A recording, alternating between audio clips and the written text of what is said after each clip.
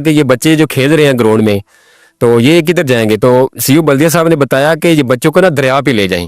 سی او صاحب کہہ رہے ہیں یہ؟ سی او بلدیہ صاحب تو وہ کہہ رہے تھے, میں بھی ادھر موجود تھا تو میں نے تھوڑا سی او صاحب سے کہا بچے کیوں دریا پہ لے جائیں؟ یہاں پہ کیا لے کے کریں جا کے؟ دریا پہ آئے روز ڈی سی صاحب نے جائیں, دفعہ 144 نافذ کی ہوتی ہے, وہاں پہ اگر بچے دریا میں ڈوب جاتے ہیں یا ٹرین کے نیچے آ جاتے ہیں, کیا اس کی ذمہ داری لیتے ہیں؟ اگر یہ گراؤنڈ بند ہو جائے, آپ کتنی بڑی بات کا انکشاف کر رہے ہیں کہ ڈی سی یا سی او صاحب نے کہا کہ دریا پہ لے جائے بچے, بہت بڑی بات ہے یہ. جی بالکل, یہ گواہی بھی دیں گے بندے, اور میں چشمدید گواہ بھی اور میرے گنہگار قانون نے یہ سنا بھی ہے. اور میں نے انہیں ادھر ہی پکڑ کے میں نے پوچھا کہ یہ بچے کدھر جائیں گے؟ وہ کہتے ہیں دریا پہ جائیں گے. تو پھر ہمارے بچے جو سلمان پارس میں آئے روز, اگر یہ ڈی سی صاحب سے ہماری گزارش ہے کہ کوئی بچہ پتنگ چڑھاتے ہوئے یا کسی چھت سے گر جاتا ہے, کیا اس چیز کی ذمہ داری لیتے ہیں کہ گراؤنڈ میں نہ آئیں, گراؤنڈ کے باہر بیٹھ کے اگر نشے تماشے پہ لگ جائیں تو اس کی کون ذمہ داری لیتا ہے؟